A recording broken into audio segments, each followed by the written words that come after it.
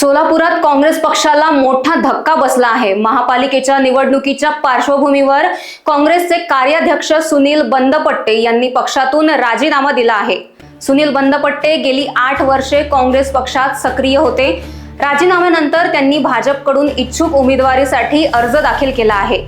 या निर्णयामुळे स्थानिक राजकारणात मोठी तरतरी जाणवण्याची शक्यता आहे। तसेच काँग्रेसच्या निवडणूक राजकारणावरही याचा परिणाम होऊ शकतो।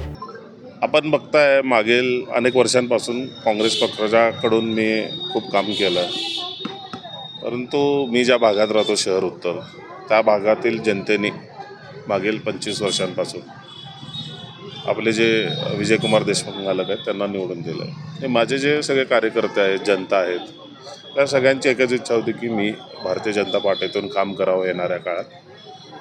आणि मग सगळ्या जनतेतून जो आवाज येतोय तो आपल्याला मान्य करावा लागतो, कारण जनतेच्या आवाजाविरोधात आपण जाऊ शकत नाही।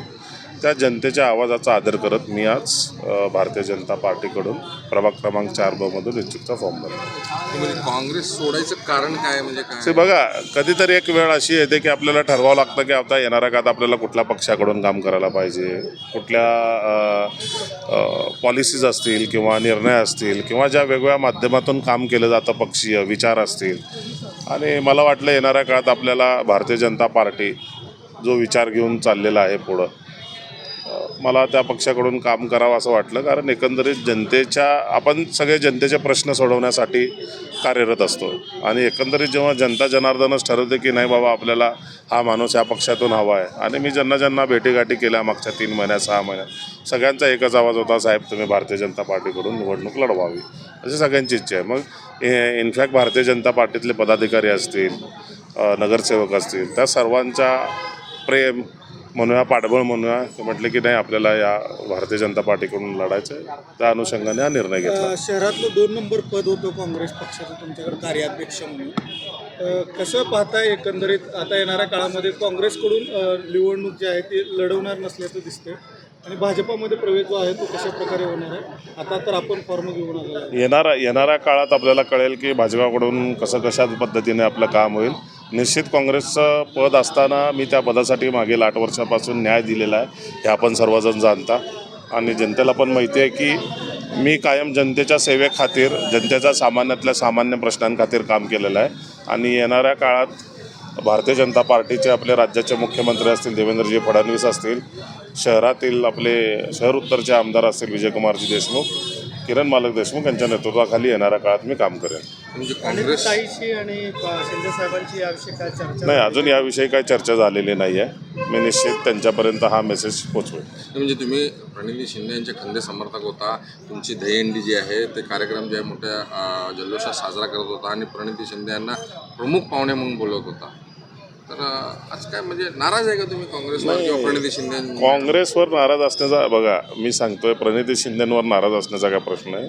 आणि आमचे नेते सुशीलकुमार शिंदेजी साहेब, त्यांचंही कार्य आम्ही जवळून पाहिलेलं आहे, त्यांच्यासोबत काम केलेलं आहे। पण आपल्याला एक वेळ अशी असते की ज्या वेळेला आपल्याला योग्य निर्णय घ्यावा लागतो।